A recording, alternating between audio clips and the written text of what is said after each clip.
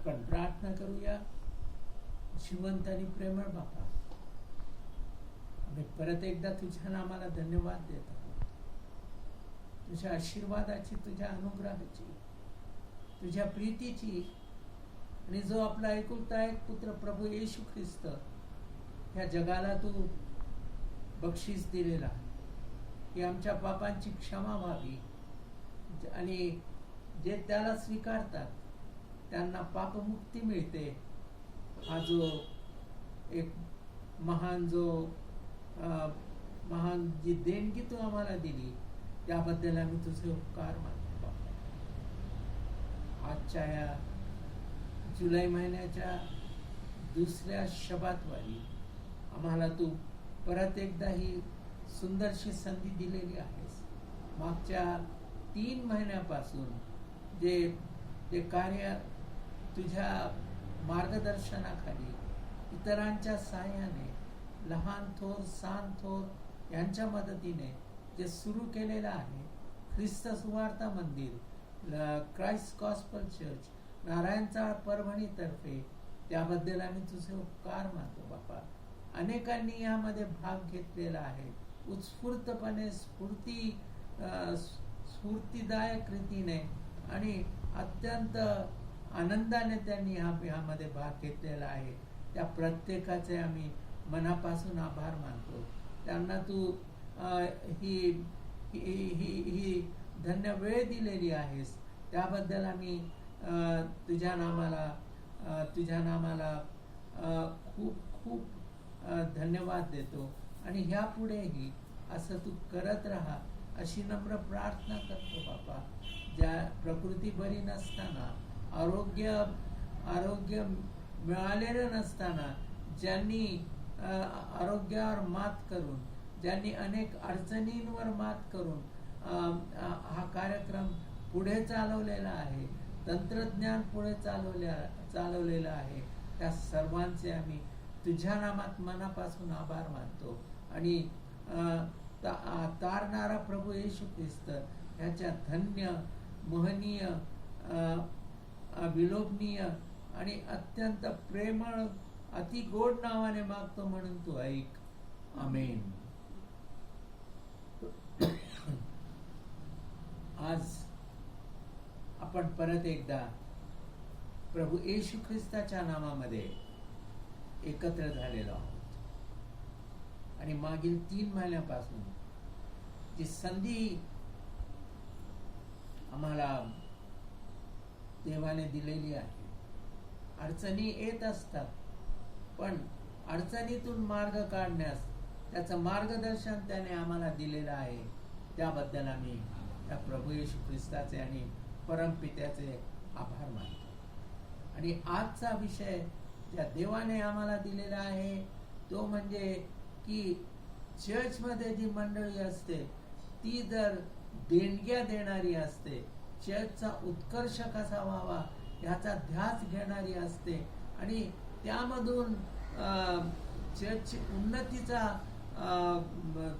ते एक ध्येय ठेवून त्यामध्ये पुढे नेणारी जी मंडळी असते ती धन्यवादित मंडळी असते.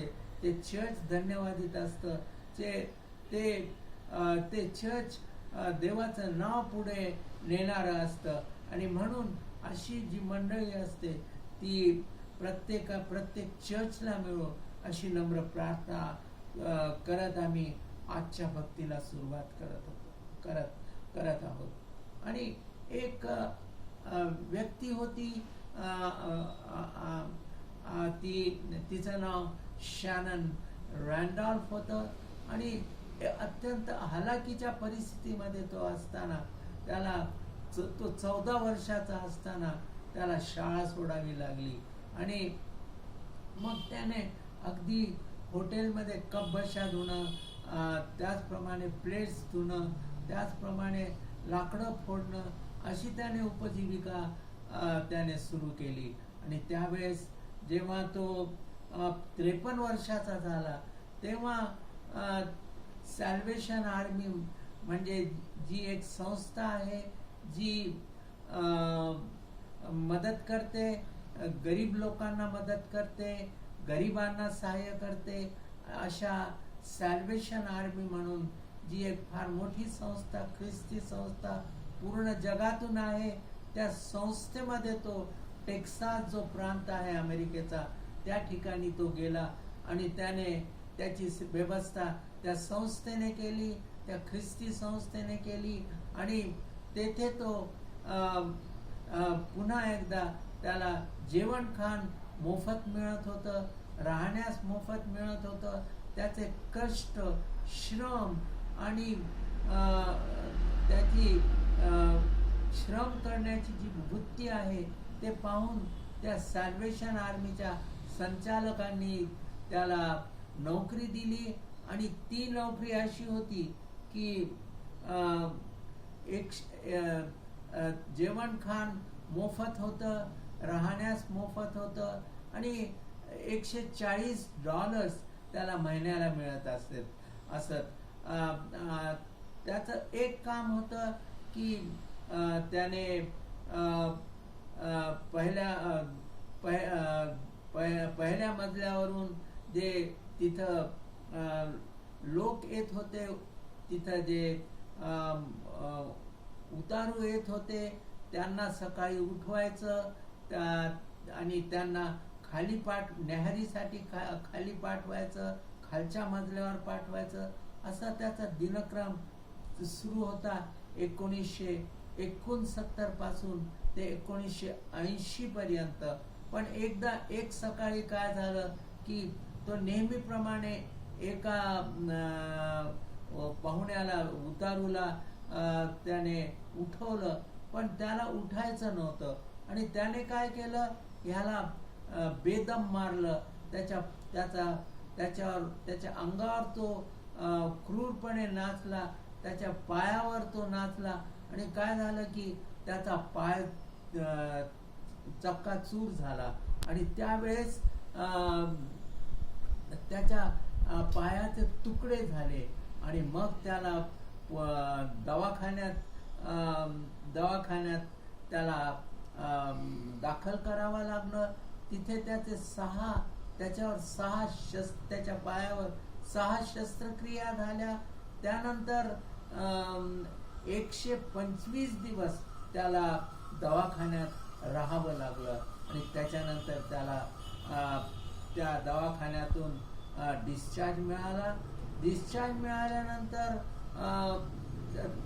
तो चालायला तर लागला, पण चालत असताना त्याला भयंकर कष्ट होत असत, वेदना होत असतात आणि त्याच्या पायाचा एक जो अँगल आहे, जो कोन आहे, तो चालताना खूपच दुखत असे. पण आपण पाहतो की त्या दवाखान्याने त्याला इन्शुरन्स दिलं. $7,911 आणि 44 सेंटचं ते इन्शुरन्स होतं आणि ते त्याच्या हातात दिलं आणि त्याच्यानंतर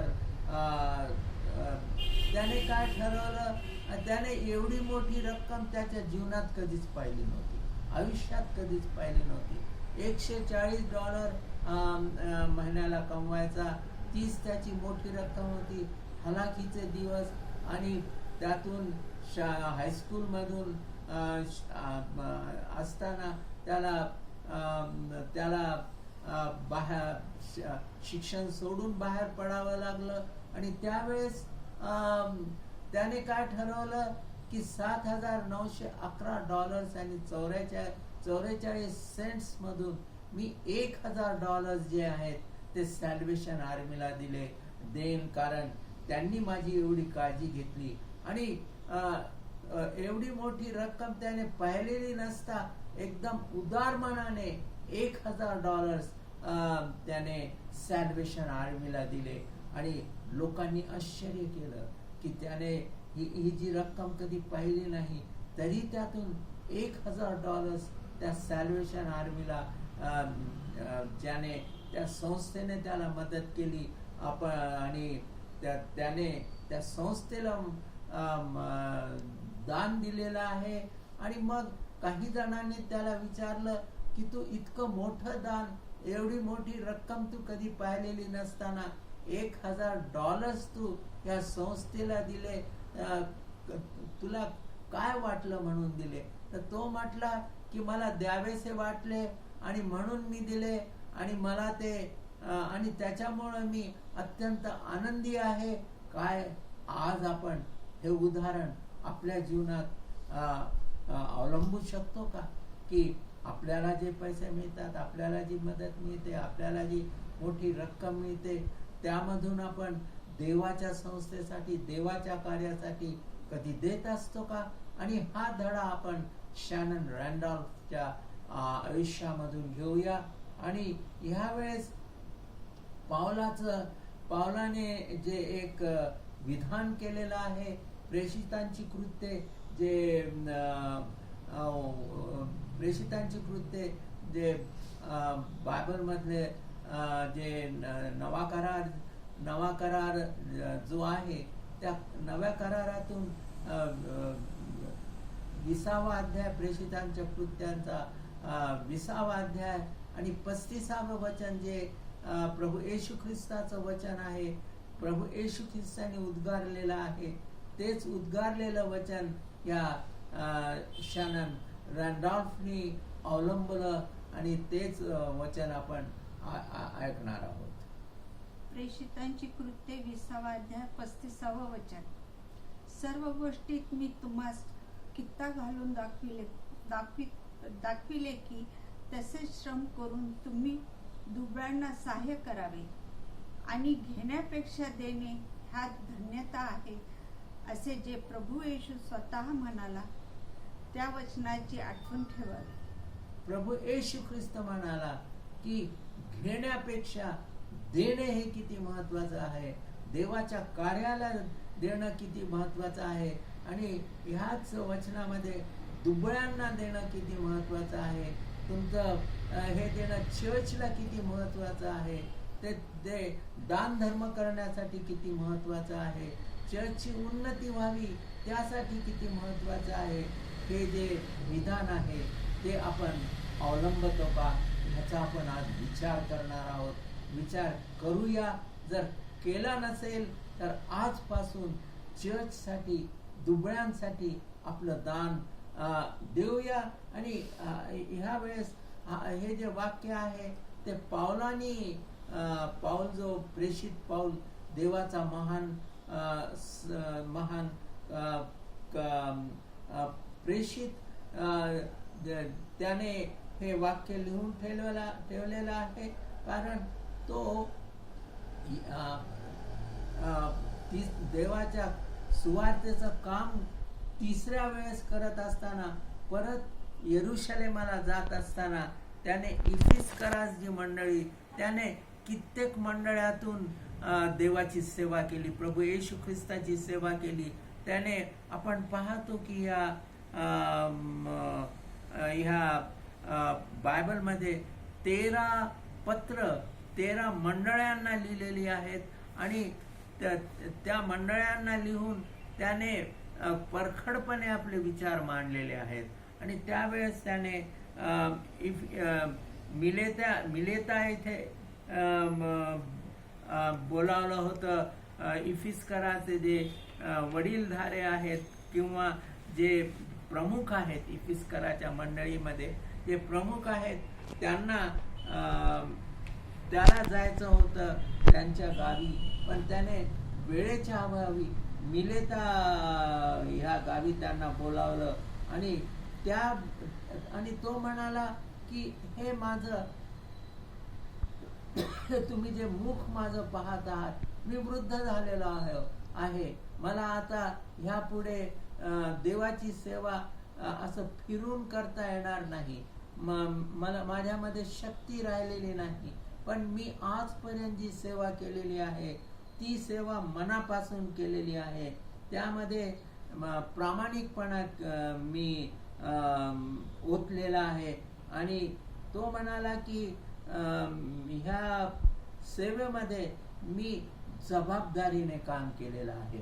आणि एक देवाचे महान सेवक विल्यम बार्टले म्हणून, जे इंग्रजीचे महान वाङ्मयकारही आहेत आणि देवाचे सेवकही आहेत, ते देवाचे जे बायबलमधली पुस्तकं आहेत त्यावर त्यांनी भाष्य पण केलेलं आहे, त्यावर त्यांनी पुस्तकं पण लिहिलेली आहेत आणि त्यांनी प्रेषितांच्या कृत्यामध्ये एक पाऊलाच्या जीवनाविषयी लिहिलेलं आहे की हा पाऊल जो आहे तो अत्यंत प्रामाणिक होता आणि त्याने काय केलेलं आहे की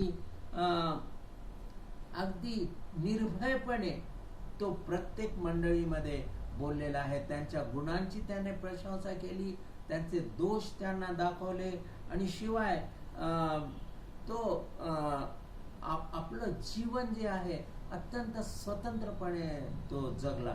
कोणावर त्याने तो कोणावर निर्भर राहिला नाही की मला हे द्या, मला ते द्या, मला भाकर द्या. स्वतःच्या हाताने तो आपलं जेवण स्वयंपाक करत असे आणि पुढे काय होईल ह्याची चिंता न करता तो पुढे आणि पुढे देवाच्या सेवेमध्ये रमत असे.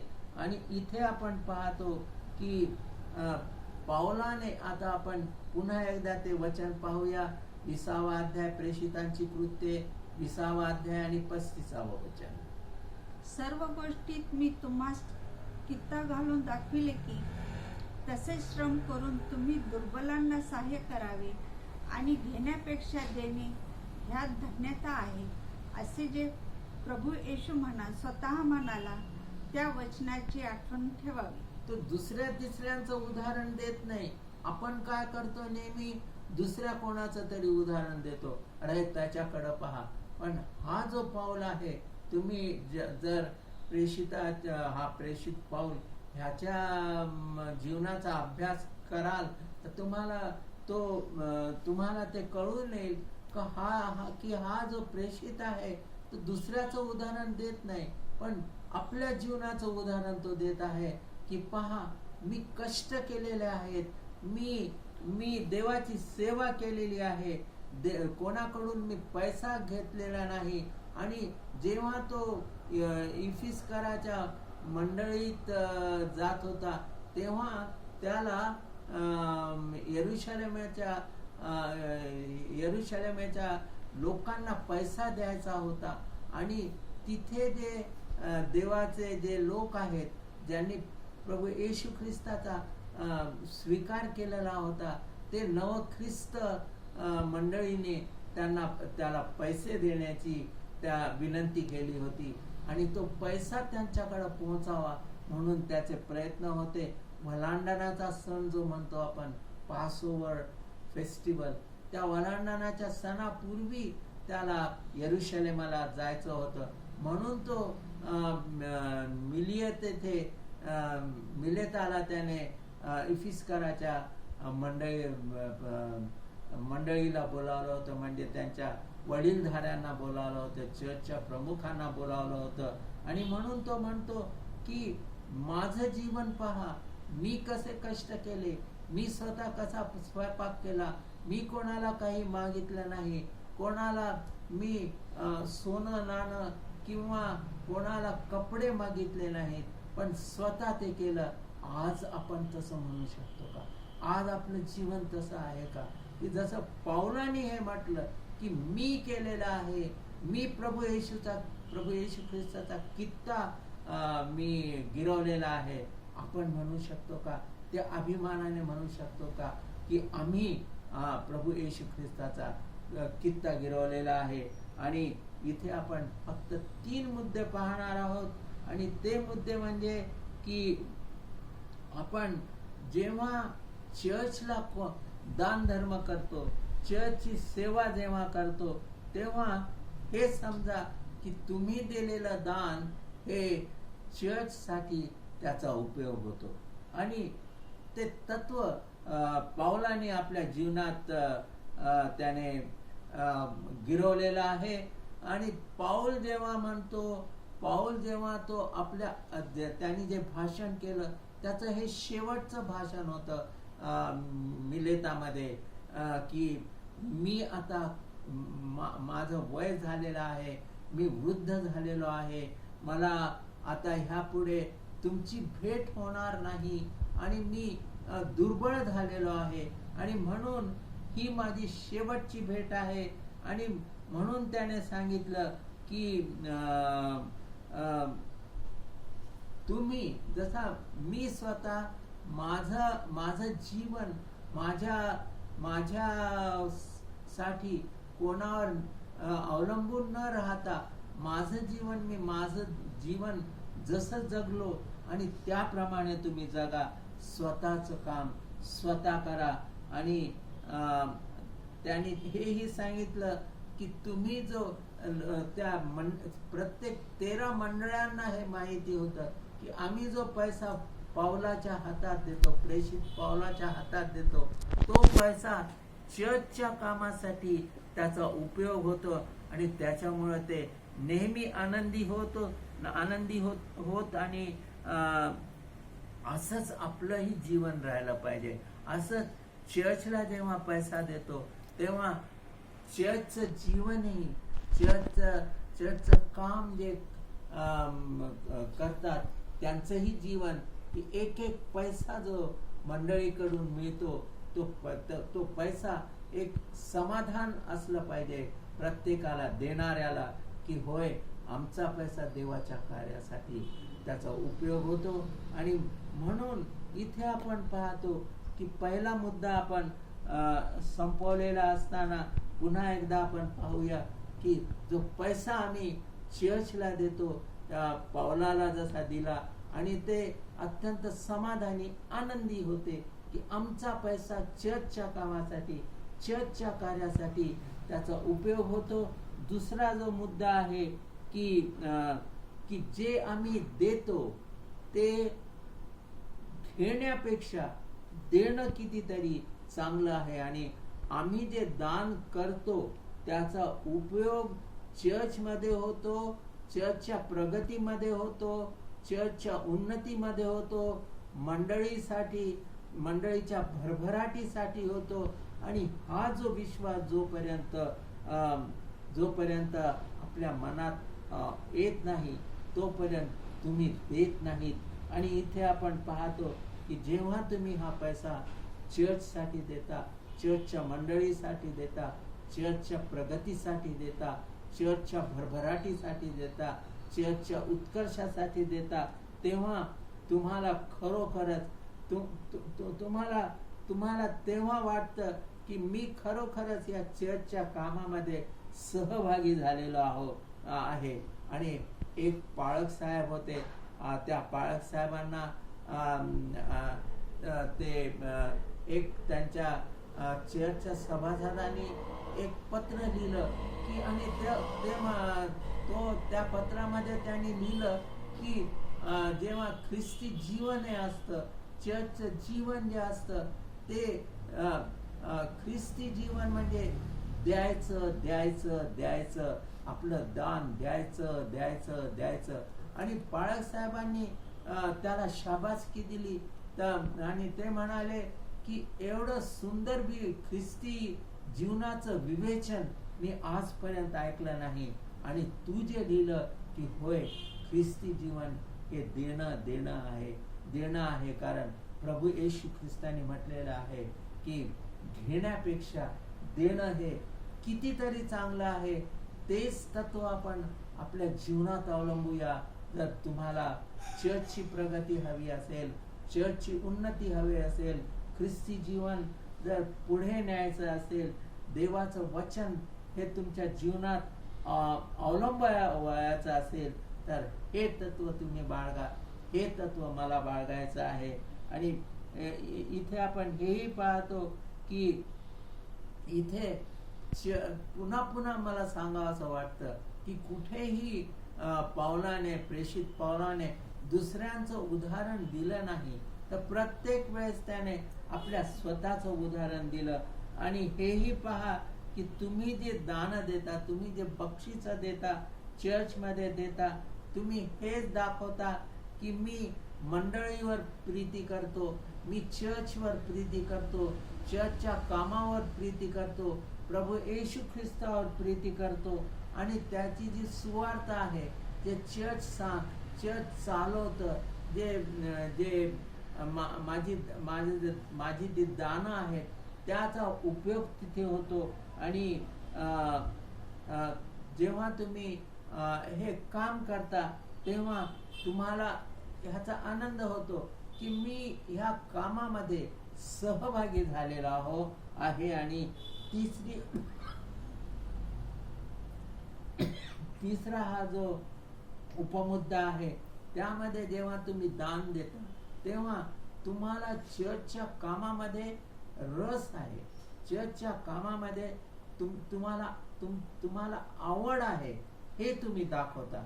उगीच द्यायचं म्हणून देता असं नव्हे, तर तुम्हाला आवड आहे, रस आहे, त्याच्यामुळे तुम्ही देता आणि तुम्ही पुढाकार देता. चौथा उपमुद्दा म्हणजे तुम्ही पुढाकार घेता की मला हे द्यायचं आहे, माझं ते कर्तव्य आहे, माझी ती इच्छा आहे, माझी देवावर प्रीती आहे, प्रभू येशू ख्रिस्तावर प्रीती आहे, माझी चर्चवर प्रीती आहे, देवाच्या एकुलत्या एका पुत्रावर प्रीती आहे, म्हणून मी देतो. आणि इथे आपण परत एकदा पहिल्या मुद्द्याकडे वळूया. त्यामध्ये आपण पाहिलेलं आहे की जेव्हा आपण चर्चला आपण दान देतो तेव्हा आपल्याला पूर्ण खात्री असते की मी दिलेलं दान पै ना पै ही चर्चच्या कामासाठी ती उपयोगात आणल्या जाते. दुसरा मुद्दा आपण पाहिलेला आहे की जेव्हा तुम्ही हे तुमचे दान देता तेव्हा ती प्रगती तुम्हाला लगेचच चर्चमध्ये दिसते, लगेचच मंडळीच्या राहणीमानामध्ये दिसते, लगेचच तुम्हाला मंडळीची सेवा करताना त्यांच्या प्रगतीमध्ये दिसते. आणि तिसरा आणि शेवटचा मुद्दा आपण पाहतो की जेव्हा तुम्ही दान देता तेव्हा तुम्हाला दिसतं, ते सदृश दिसतं की चर्चची प्रगती झालेली आहे, चर्चची भरभराट झालेली आहे, चर्चची उन्नती झालेली आहे. आणि दिल्याशिवाय हे साध्य होणार नाही.